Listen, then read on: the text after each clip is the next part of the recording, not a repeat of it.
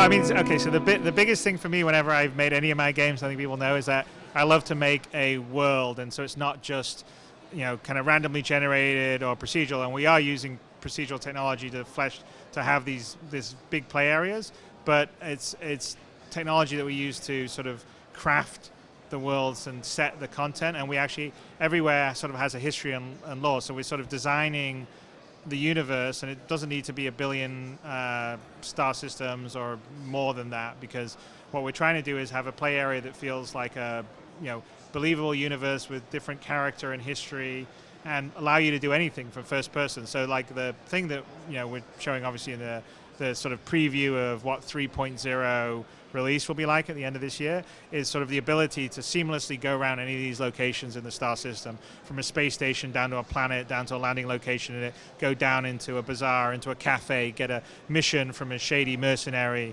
go off, leave, take out, arrive at a wrecked starfarer, download the black box data which he was paying you to do, and then he says, oh, I've got another mission for you, by the way, because the pirates actually were stashing stuff on the moon that's right near you. Go to the moon, and you fly down to the moon, and it's all there in first person, and so you have all the detail, and you flow from from space station to space down to the ground. It's really basically, you can do anything you want in first person. You can do pretty much any profession you want, and the universe is your oyster, and it's sort of rendered and all seamlessly. So there's no loading screens between anything. I mean, we've sort of coined the term first-person universe, and that's really what Star Citizen is. And it's a first-person universe that's crafted and designed, has lore, has history, and feels real and tactile. And that takes a lot of work to do, obviously. But I think ultimately for me, it's the kind of game I want to play, and I'm hoping a lot of other people out there. I think they will, because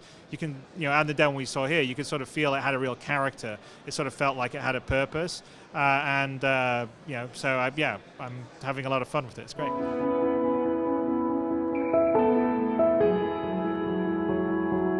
Well, I mean, there's obviously a lot. I mean, we've got about 330 people now on the various 4 studios all working on this, and most of them are in development. So it's not always just me. I mean, I am obviously the main vision keeper, but I've got a group of people that are right with me that are doing it. So I've got Tony Zurovec, who's the director of the Persistent Universe.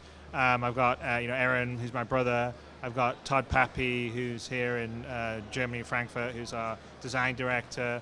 And we've got some, incredibly, our sort of technical directors, like you met someone like Marco and Carsten, Sean Tracy. We've got some, our leads in terms of the engineering, so Paul Rendell, who is German, was working at Crytek, but now works for us in LA, and Derek Senior, who's in the UK, is the lead there, and our art directors. So, we got Nathan Disley does all the ships. We've got Ian Leyland, who does the environments, and we've got Josh Herman, who's our sort of character. So we've got, and actually Ben Curtis, who does all our props. So we've got like all these, and they're sort of the main vision keepers. And then we've got lead designer Phil Meller, and Nick Elms, who's our creative director in the UK. And so that's probably, if I was going to name a group, that's probably who's been working on it. And there's some other important designers too. We got Luke Presley, who's sort of the lead designer on the Persistent Universe side, and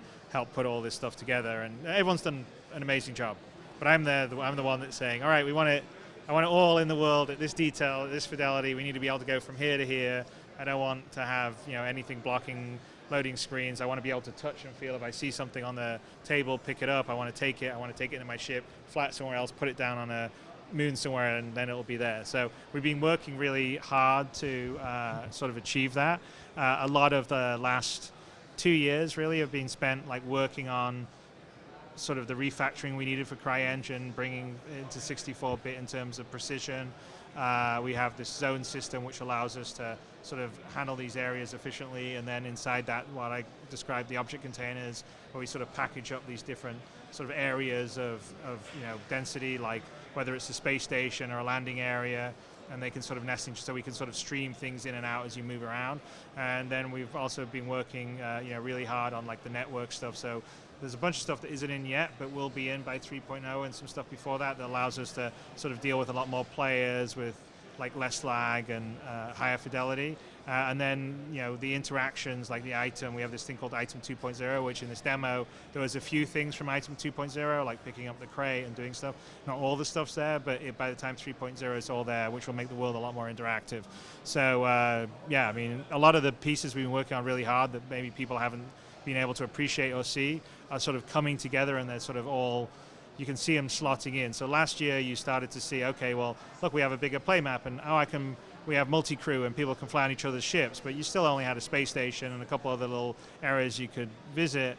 And we've expanded, like 2.5 that's coming out is going to have the Outlaw base, but really 3.0 is going to be the huge thing with the procedural planets and areas to visit, and then that'll be sort of the beginning of the Stanton system. So we'll have all the planets and all the celestial bodies in there in the first phase, and then we'll keep on, subsequent patches will iterate and add more content and flesh it out and make it better until we get Stanton where we feel like it's good.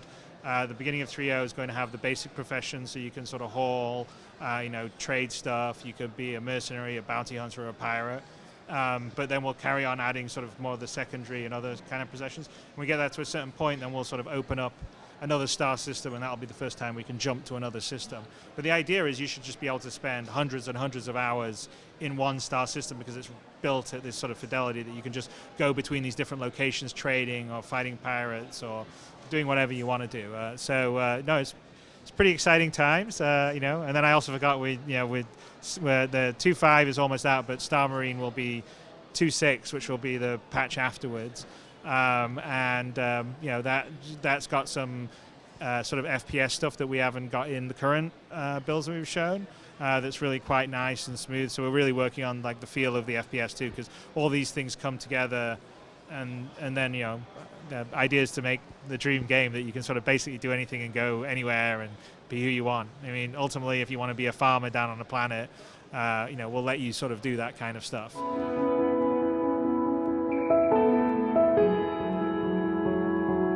It's sort of sometimes, but most of the time we run, we have a whole structured process. So myself and the other creative directors and art directors, we sort of have a review process that we do. So the new content and the whole way we share it. So we sort of structure it maybe you would a film where a director's approving it with his leads. So most of the stuff that we get in, I usually see.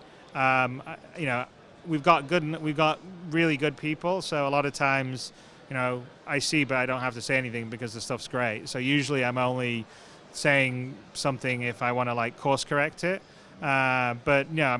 We've got a super talented group of people, so we've sort of set a tone and a style, and we're kind of going for it. I mean, occasionally, there's some stuff in the game that we go, okay, this needs to be better, but we sort of know that because one of our problems is that we're a live product, so we also have to be giving the versions for everyone that's backed the game to try and play it. So sometimes we'll put stuff out we know that the HUD and the UI isn't what we're happy with, and we're final. We're actually working on some stuff for the HUD and the UI to make it much better, but that's a long-term project. It's like some of the other stuff that we have, like some of the FPS gun handling and stuff in the current build isn't what it's going to be in the final one. But we kind of know that, and we sort of say, okay, well, it's good enough so people can give us feedback, and while we're working on the other one.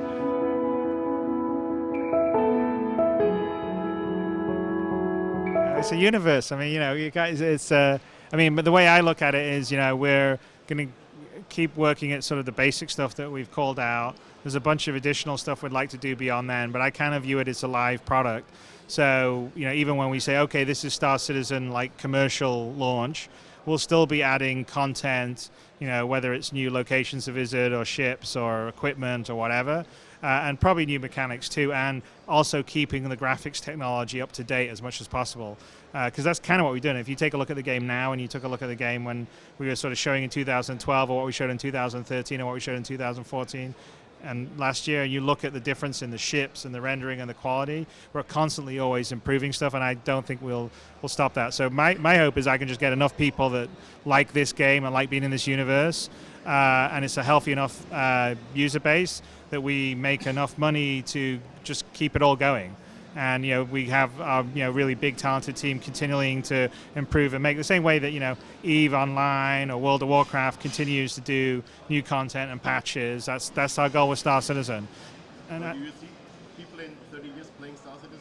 And not going well, I don't know. Not going back for it I don't know about 30 years, but I'm hoping, like we're shooting, like if we do it, well, that's one of the reasons why we're taking the time, we're trying to build it right, is, to have a game that has, a 10-year longevity, right? So if you look at EVE and you look at World of Warcraft, they're both going strong 10 years later. And so we'd definitely like to do that. I mean, we're doing a whole bunch of, we've got some other stuff that we'll show later at CitizenCon that I think will really excite people, because we're really focusing on how to get people to play together, so you and your friends can go on an adventure together. And yes, you could also fight other real people or fight other AI, but the cooperative aspects of it and doing stuff, like we were just showing, like, that we had Glenn and Chris that were flying together and, working as a team to do stuff. I think it's just really cool. That's kind of how, that's the big promise of online gaming.